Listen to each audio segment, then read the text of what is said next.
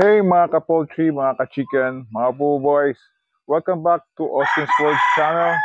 And today we have an essential topic to discuss that is crucial for the health and well-being of our game fowl.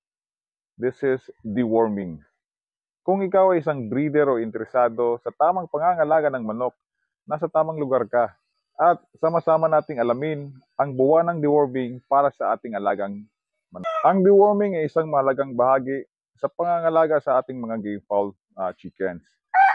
Parasites can affect our chickens' overall health, leading to issues like weight loss, decrease in egg production, at mas malubhang mga sakit.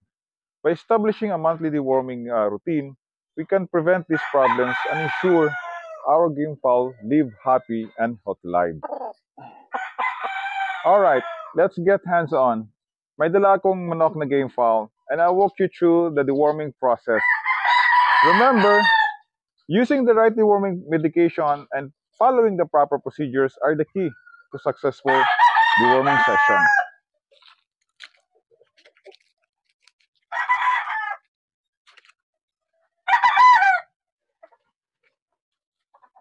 As we go through the deworming process, here are the tips to keep in mind. Remember to consult with a veterinarian or a poultry health professional for a specific advice tailored for your flock's needs. Ito ay aking pag-share lamang based from my experience dito sa ating munting backyard farm. Tip number 1, schedule regular deworming. Establish a monthly deworming scheme. Consistency is the key to maintaining the health of your game fowl. Number 2, keep an eye on your chicken's behavior. Baka nagkakaroon na sila ng lost weight or somehow they reduce egg productions that could indicate a need for deworming. Number 3, humingi ng professional na payo upang matukoy kung anong pinaka-epektibong gamot sa bulate. Para sa iyong partikular na sitwasyon, maaring depende ang pagpili ng tamang gamot.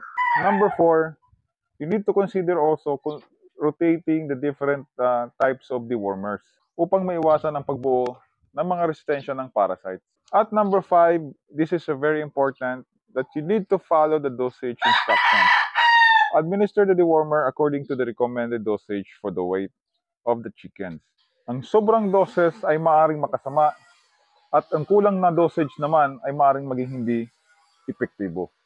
Next is, you need to maintain the clean living conditions. Of course, you need to clean regularly the coops, yung ating mga kulungan, yung feeding areas, yung water sources, to minimize the risk of worm infestations. Of course, it is also important to maintain records of deworming dates, types of dewormers used, and any observation regarding the flock's health. Ang impormasyon ito ay maaaring maging mahalaga for future management decisions. These tips will help ensure that your deworming sessions are not only effective, but also stress-free for your game fowl. Before we wrap up, gusto ko sanang marinig ang inyong mga tanong. If you have any questions about deworming, o kung nais ninyong ibahagi ang inyong sariling mga karanasan, drop them in the comments below. Let's build a community of game fowl enthusiasts who can learn and grow together. Thank you, mga boys.